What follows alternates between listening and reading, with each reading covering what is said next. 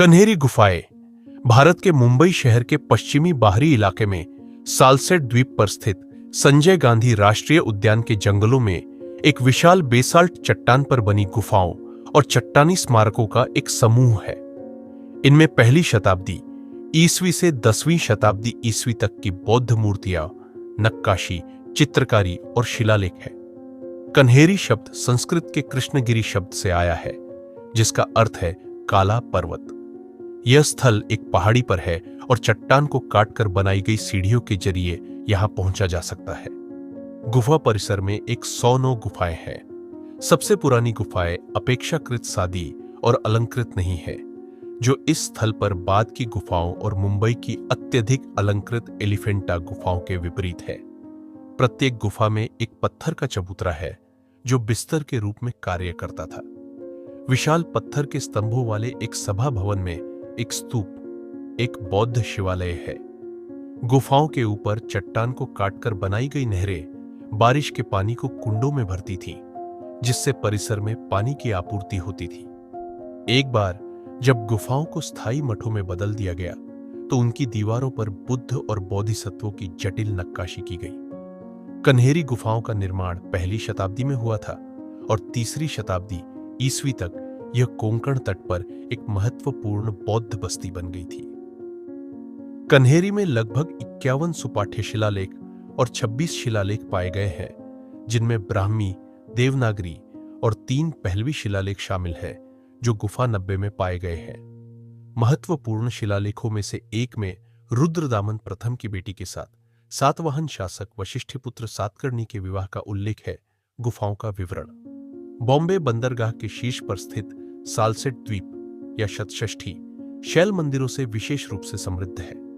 कन्हेरी, मरोल, महाकाली गुफाएं, मगथाने, मंडपेश्वर गुफाएं और जोगेश्वरी गुफाएं इस प्रकार की कृतियां प्रस्तुत करती हैं। सबसे विस्तृत श्रृंखला ठाणे से कुछ मील दूर कन्हेरी में बौद्ध गुफाओं का समूह है, जिसमें लगभग 109 अलग अलग गुफाएं हैं, जो अधिकांशतः छोटी है और वास्तुकला की दृष्टि से महत्वहीन है।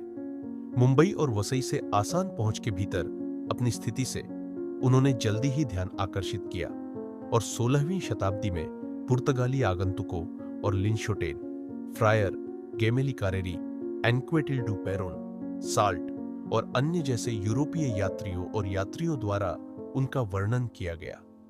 वे थाने से लगभग 6 मील दूर है और तुलसी झील से 2 मील उत्तर में है, जिसे हाल ही में बॉम्बे की जलापूर्ति बढ़ाने के लिए बनाया गया था, और यह एक पहाड़ी के बड़े बुलबुले में खुदाई की गई है, जो जंगल के विशाल भूभाग के बीच में स्थित है। पड़ोस की अधिकांश पहाड़ियां जंगल से ढकी हुई है, लेकिन यह लगभग नंगी है। इसका शिखर एक बड़े गोल कॉम्पैक्ट चट्टान के ढेर से बना है, जिसके नीचे कई जगहों पर एक नरम परत बारिश से बह गई है, जिससे प्राकृतिक गुफाएं बन गई है। यह फिर से इस परत के नीचे है जहां अधिकांश खुदाई स्थित है। जिस चट्टान में गुफाएं हैं, वह एक ज्वालामुखीय ब्रेक्सिया है, जो द्वीप के पूरे पहाड़ी जिले का निर्माण करती है, जो गुफाओं के उत्तर में समुद्र तल से लगभग 1550 फीट ऊपर एक बिंदु पर समाप्त होती है। इतने बड़े समूह में कुछ उत्खननों की आयु में काफी अंतर होना चाहिए। हालांकि इनका आमतौर पर कम से कम उन पर मौजूद असंख्य शिलालेखों के चरित्र से अनुमान लगाया जा सकता है। स्थापत्य विशेषताएं अनिवार्य रूप से अनिश्चित है, जहां अधिकांश उत्खनन में एक छोटा कमरा होता है। आमतौर पर सामने एक छोटा बरामदा होता है, जो 2 सादे वर्गाकार या अष्टकोणीय शाफ्ट और कक्षों में पत्थर के बिस्तरों द्वारा समर्थित होता है। बड़ी और अधिक अलंकृत गुफाओं में वे निश्चित रूप से यहां भी उतने ही महत्वपूर्ण हैं जितने अन्यत्र। उनकी शैली निश्चित रूप से आदिम है और इनमें से कुछ भिक्षुओं के निवास ईसाई युग से पहले के हो सकते हैं। खड्ड में स्थित इस प्रकार की एक छोटी गुफा संख्या 81, जिसमें एक बहुत ही संकरा बरामदा, बिना खंभों वाला, दीवारों के साथ पत्थर की बेंच वाला एक कमरा और बाईं ओर एक कोठरी है, में 2री शताब्दी ईस्वी के सातवाहनों के यज्ञ श्री सातकर्णी का एक शिलालेख है, और यह संभव है कि इसी सादे शैली में बनी कई अन्य गुफाएं 2री से 4थी शताब्दी के बीच की हो। हालांकि कुछ गुफाएं अंदर से उत्तर महायान प्रकार की मूर्तियों से आच्छादित है और कुछ पर ऐसे शिलालेख है जो संभवतः 9वीं शताब्दी के मध्य के हैं। इस इलाके में इतने सारे मठों का अस्तित्व आंशिक रूप से इतने सारे समृद्ध कस्बों के आसपास के क्षेत्र के कारण है।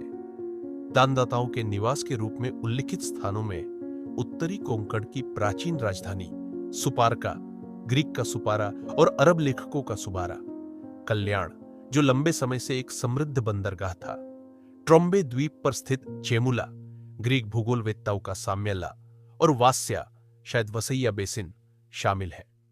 श्रीस्तानका, थाना और घोड़ा बंदर भी निस्संदेह समृद्ध कस्बे थे।